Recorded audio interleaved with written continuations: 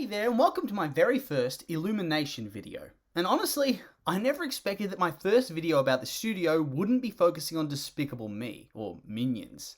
But here we are. Today the franchise that I actually want to talk about is Sing, of all things. You know that one about the koala who holds a singing competition and then later goes off to take his act to the big city in the sequel? Good films. Not perfect, they don't reinvent cinema.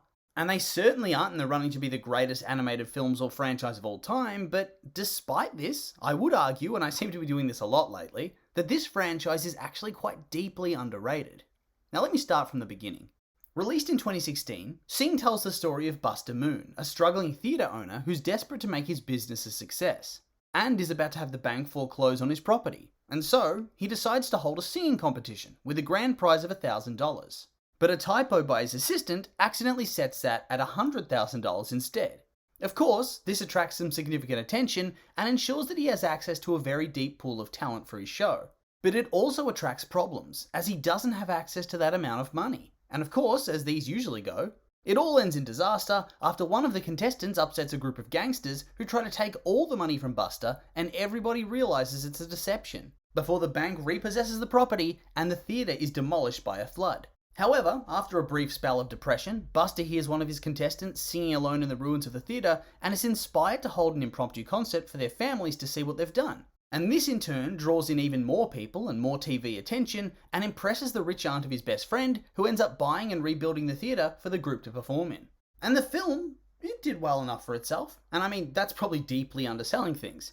It grossed $634 million off a budget of $75 million, which is a fairly decent showing. It's one of the lesser grosses for Illumination, but the studio just seems to print money, so it's not like this was a bad showing. Plus, on top of that, it got a respectable 71% approval rating on Rotten Tomatoes, which, you know, it's not like that's a bad thing all things considered, although I would think it probably deserves a little bit higher, but that's okay. Just a couple of points difference doesn't really matter all that much to me. So it's clear that just based on this, that the film was very well liked and was financially lucrative. And so, like any smart studio, Illumination thought, let's milk this concept and make a second film. And so they did. And 5 years later, we saw the release of Sing 2 in 2021. Now Sing 2 tells the story of Buster's group as they try to make it in the big time of Red Shore City and find themselves entangled with an entertainment mogul / borderline gangster who gives them a massive platform to perform their latest show, but under the assumption they'll be able to bring a retired rock star, Clay Calloway, out of retirement for one last show. As previously, Buster had lied and said he was a close personal friend and that they'd already agreed that he would do the performance. Obviously though, that's not the case. Hijinks ensue, the executive tries to have Buster killed and ends up arrested, and the group ends up making it in the big time and is invited to perform their new show at an actual theatre in the city as opposed to a hotel. And much like the first film, Sing 2 was a decent financial success, grossing $411 million of a budget of $85 million. And now obviously that's a pretty big drop off from the revenue of the first film, but at the same time, I think you can forgive that, as there was still a lot of uncertainty regarding COVID and all of that, and that definitely impacted a lot of films' box office earnings. But even then, it still did well compared to a lot of other films that were released around a similar time frame. And in fact, this film managed to get the same Rotten Tomatoes score as the first installment, sitting at 71%, so there wasn't a significant dip in quality either. And there's just so much to like about both of these films on so many different levels. For one, the soundtracks are both excellent. And that's the thing about films like this that don't create their own songs and just pay to be able to use great hits from many different artists. Their soundtracks are almost always fun, they're always engaging, and they don't miss. It's just wall-to-wall banger after banger. Songs from Queen, David Bowie and Elton John, Taylor Swift, Leonard Cohen, Frank Sinatra. Some of them being just the straight-up version recorded by the original artist, and then some actually covered by the characters within the film. And whilst yeah, they don't always quite live up to the original, the actual covers themselves are quite good. It's not like they're being butchered by the actors, they're doing a great job with them. And then it's the same for the second film.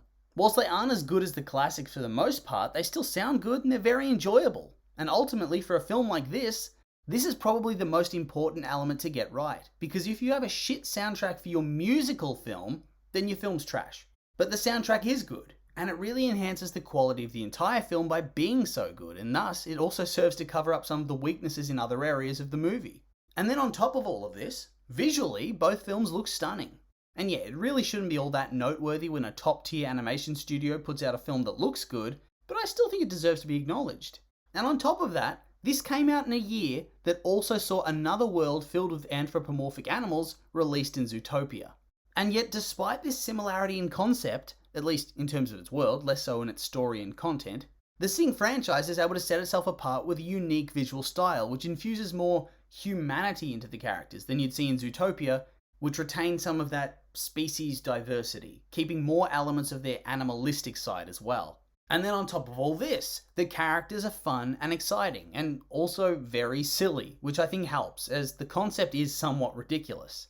And so you don't want characters that are going to feel like you're supposed to take them too seriously, otherwise it just creates this weird feeling of tonal dissonance, where the characters do not fit in with the theme of the story or within the world that's being created. But the Sing franchise avoids this completely by having characters that you don't take seriously at all. Some of them, of course, have arcs that are more serious in nature than others, but they're never enough to drag down the vibe of the film too heavily. But, on the other hand, this overemphasis on silliness means that the plot does sort of get pushed to the wayside.